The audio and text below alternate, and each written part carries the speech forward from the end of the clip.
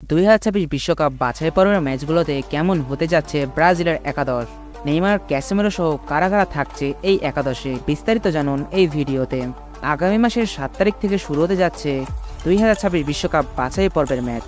আগামী মাসে দুইটি বিশ্বকাপ বাছাই পর্বের ম্যাচ রয়েছে ব্রাজিলের। সেই দুইটি ম্যাচে ব্রাজিলের প্রতিপক্ষ ইকুয়েডর এবং প্যারাগুয়ে। এই দুইটি ম্যাচ ব্রাজিলের জন্য অনেক গুরুত্বপূর্ণ ম্যাচ, কারণ এই ম্যাচগুলোর মাধ্যমে জানা যাবে ব্রাজিল 2026 বিশ্বকাপ খেলতে পারবে কিনা। বর্তমান সময়ে ব্রাজিল ফিফা র্যাঙ্কিং এর 5 নম্বরে রয়েছে।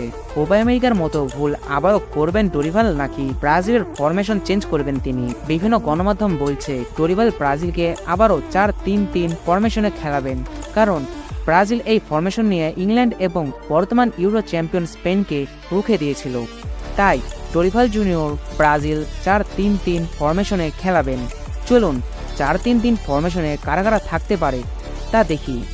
গোলকিপার হিসেবে থাকবেন এলিসন বেকার অথবা এডারসন। তাদের দুইজনের মধ্যে যে কোনো একজন থাকবেন, কারণ তারা দুইজনই বিশ্বসেরা গোলকিপার। ডিফেন্সে থাকবেন মার্কুইনহোস, গ্যাব্রিয়েল ম্যাগালাইস, এইডার মিলিতাও এবং দানিলো।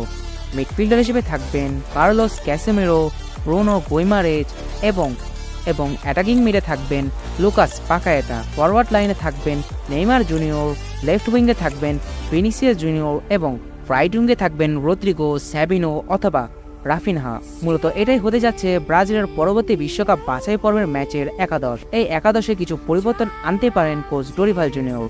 তো দর্শক, আপনাদের কাছে এই একাদশটি কেমন লেগেছে, অথবা কাকে এই একাদশে কাকে দেখতে চান, তা আমাদের কমেন্ট বক্সে জানিয়ে যাবেন। এবং ফুটবল সম্পর্কিত সকল তথ্য পেতে আমাদের চ্যানেলটি সাবস্ক্রাইব করে আমাদের সঙ্গে থাকবেন। ধন্যবাদ।